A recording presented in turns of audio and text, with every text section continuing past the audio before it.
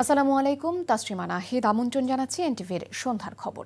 ভোটাধিকার কারো দয়া নয়, এটি সাংবিধানিক অধিকার মন্তব্য করে প্রধান উপদেষ্টা ডক্টর মোহাম্মদ ইউনূস বলেছেন, সরকার একটি ভয় ও বাধাহীন নির্বাচন আয়োজন করতে বদ্ধপরিকর। ভোটের গাড়ি সুপার ক্যারাভ্যান উদ্বোধন শেষে তিনি গণভোটে জুলাই সনদের পক্ষে হ্যাঁ ভোট দেবার আহ্বান জানিয়ে বলেন, এই সনদ বাস্তবায়িত হলে দেশ বহু বছর নিরাপদে থাকবে। শফি মাহমুদ সাগরের রিপোর্ট।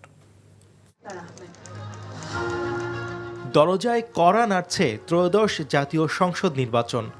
এ উপলক্ষে জাতীয় সংসদ ভবনের দক্ষিণ প্লাজায় আনুষ্ঠানিক উদ্বোধনের মধ্য দিয়ে 10টি ভোটের গাড়ি নিয়ে যাত্রা শুরু করেছে সুপার ক্যারাভ্যান। লক্ষ্য জাতীয় নির্বাচন এবং গণভোটের বিষয়ে সারা দেশে প্রচারণা। উদ্বোধনী অনুষ্ঠানে ভিডিও বার্তায় প্রধান উপদেষ্টা অধ্যাপক মোহাম্মদ ইউনূস বলেন, দেশের ভবিষ্যৎ কোন দিকে যাবে তা নির্ভর করছে আগামী নির্বাচনের উপর। অবাধ নির্বাচনের জন্য সুষ্ঠু পরিবেশ বজায় রাখতে কাজ করছে সরকার। আমি বিশেষভাবে অনুরোধ জানাচ্ছি তরুণ সমাজ, নারী ভোটার এবং প্রথমবারের ভোটারদের প্রতি, আপনারা এগিয়ে আসুন, প্রশ্ন করুন, জানুন, বুঝুন এবং ভোট দিন। আপনার সিদ্ধান্তে গড়ে উঠবে আগামী দিনের বাংলাদেশ, নতুন বাংলাদেশ। আমরা এমন একটি নির্বাচন চাই যেখানে থাকবে না ভয়, থাকবে না বাধা, থাকবে কেবল জনগণের মুক্ত ও নির্ভীক মত প্রকাশ। প্রধান উপদেষ্টা বলেন, রাজনৈতিক দলগুলোর মতামত নিয়ে তৈরি করা জুলাই সনদ জনগণ পছন্দ করলে দেশ দীর্ঘ সময় নিরাপদে থাকবে। এবারের নির্বাচনে আপনি আরও একটা ভোট দেবেন, জুলাই সনদের ভোট। দীর্ঘ 9 মাস ধরে সকল রাজনৈতিক দলের সঙ্গে দিনের পর দিন বৈঠক করে এই সনদ তৈরি হয়েছে।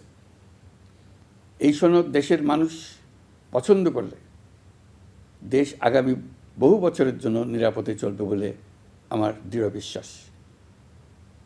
আপনি যদি এই সনদ সমর্থন করেন তবে গণভোটে অবশ্যই হ্যাঁ ভোট দেন। অবাধ, সুষ্ঠু ও অংশগ্রহণমূলক নির্বাচন নিশ্চিত করা শুধু সরকারের নয়, রাষ্ট্রের প্রতিটি নাগরিকের দায়িত্ব মন্তব্য করে ভোটারদের সৎ ও যোগ্য প্রার্থীকে ভোট দেওয়ার আহ্বান জানিয়েছেন প্রধান উপদেষ্টা।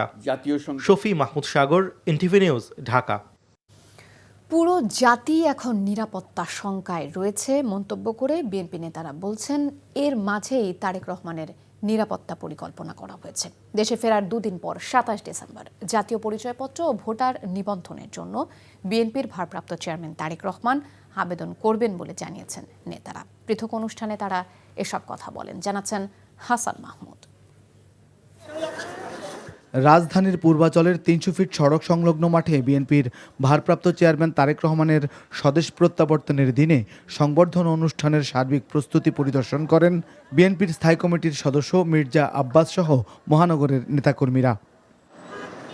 এ সময় তিনি জানান, 25 ডিসেম্বর ঢাকায় বিপুল সমাগম হওয়ার আশা করা হচ্ছে। এই মুহূর্তে তো পুরো জাতি তো একটা শঙ্কার মধ্যে আছে। নিরাপত্তা যতটুকু এনশিওর করা দরকার আমরা চেষ্টা করতেছি। অ্যাক্টিং চেয়ারম্যান আসবে, দেশে মানুষের একটা জাগরণ তো আছে, সেই জাগরণের প্রতিফলন এখানে ঘটবে এটা আমরা আশা করি। কিন্তু এটার জন্য যে আমাদের খুব একটা মানে ওই মানুষ আনার পরিকল্পনা, সেমন কোনো পরিকল্পনা আমাদের নাই। তবে আমরা আশা করছি যে এখানে মানুষের সমাগম ঘটবে।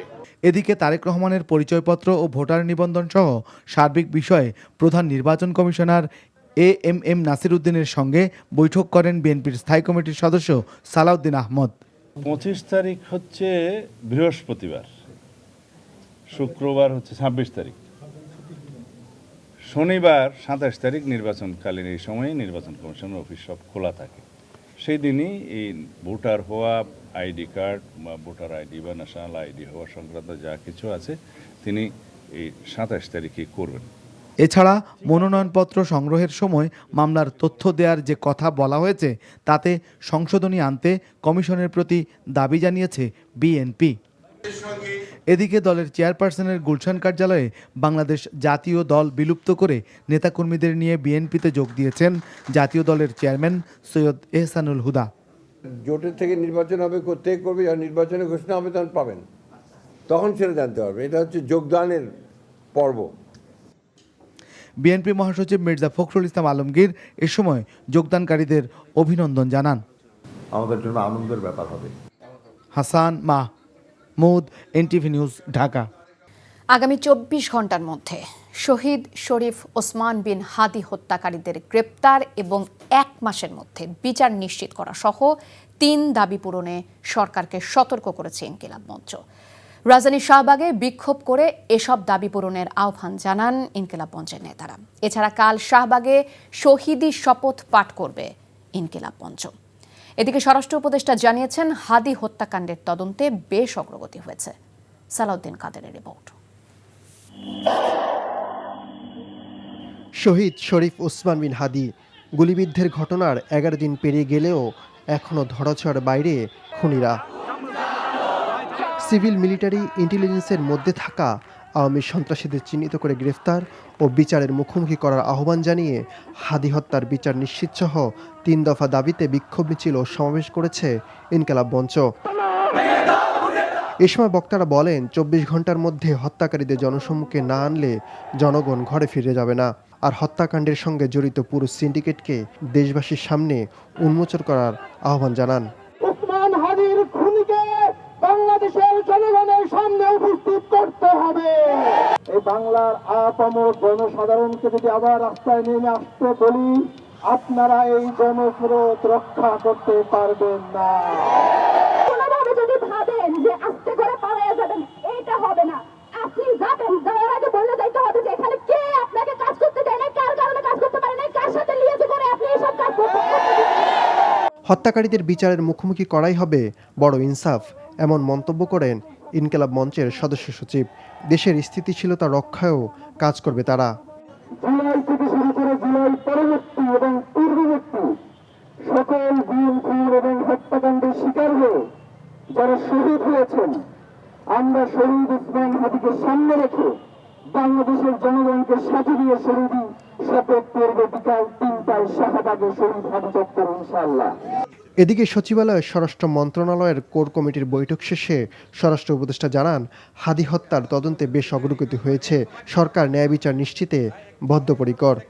গোয়েন্দা তথ্যের ভিত্তিতে এই ঘটনার সঙ্গে জড়িত থাকার সন্দেহে দালাল চক্র ফিলিপের সহযোগী এবং 5 জনকে আটক করে, এখন যদি কোথায় আছে হলে তো তারা ধরেই ফেলতাম।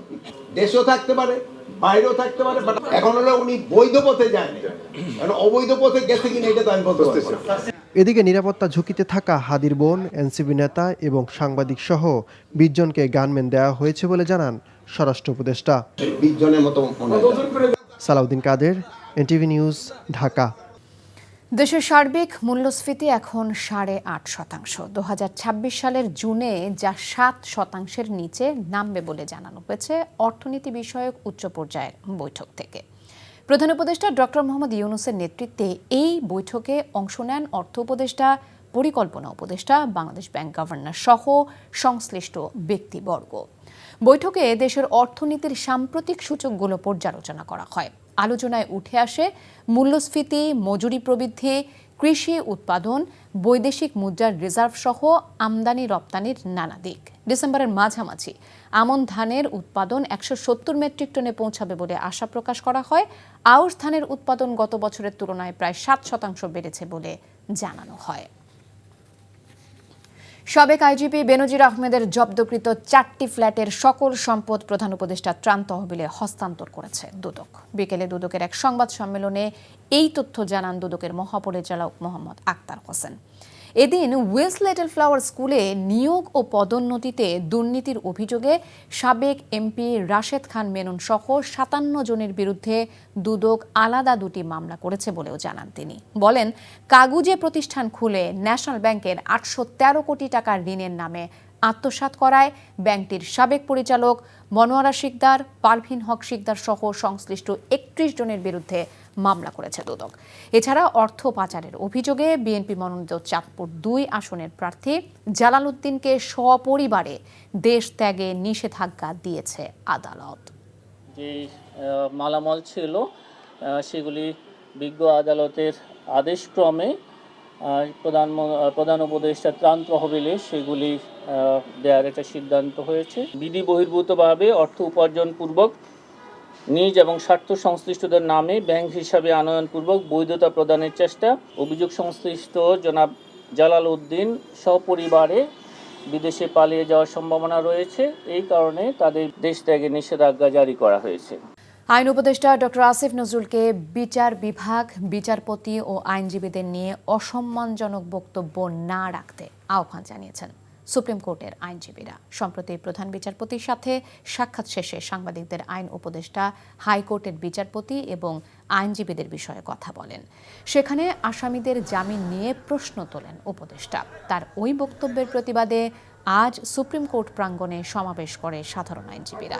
সেখানে সুপ্রিম কোর্ট আইনজীবী সমিতির সভাপতি ব্যারিস্টার মাহবুব উদ্দিন খোকন এবং জাতীয়তাবাদী আইনজীবী ফোরামের নেতারা বক্তব্য রাখেন। ইস্পাহানি মির্জাপুর খেলার খবর। ক্রিকেট ফিক্সিং রোধে এবারের বিপিএলে আইসিসির দুর্নীতি দমন ইউনিটের বিশেষ দল ও স্থানীয় গোয়েন্দা সংস্থা সিআইডি সহায়তা নিতে যাচ্ছে বিসিবি। টুর্নামেন্টের শুরু থেকেই স্বচ্ছতা বজায় রাখতে গভর্নিং কাউন্সিলকে সহায়তা করবেন সংস্থা দুটি।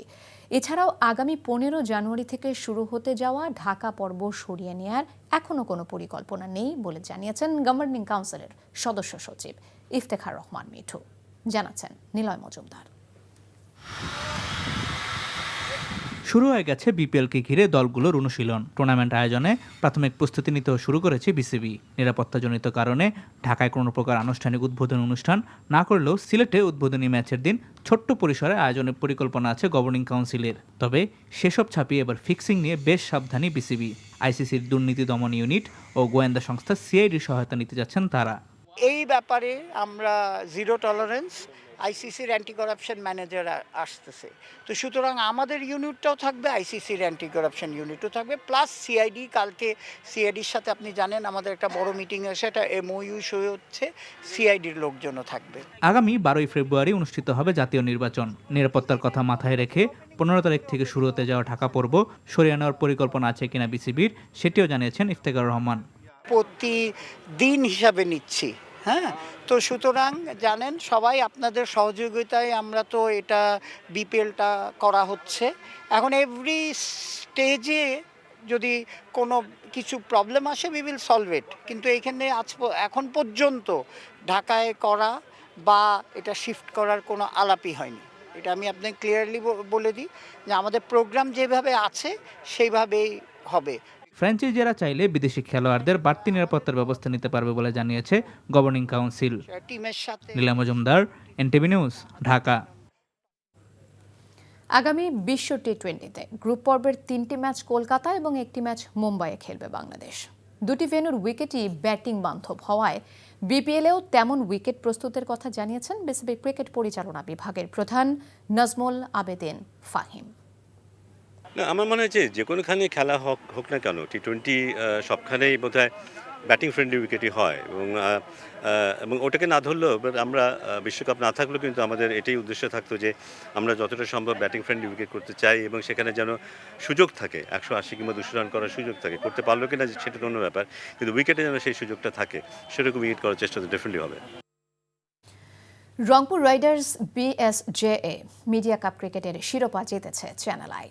মাওলানা ভাসানী হকি স্টেডিয়ামে প্রতিযোগিতার ফাইনালে চ্যানেল 24কে 5 উইকেটে হারিয়েছে তারা।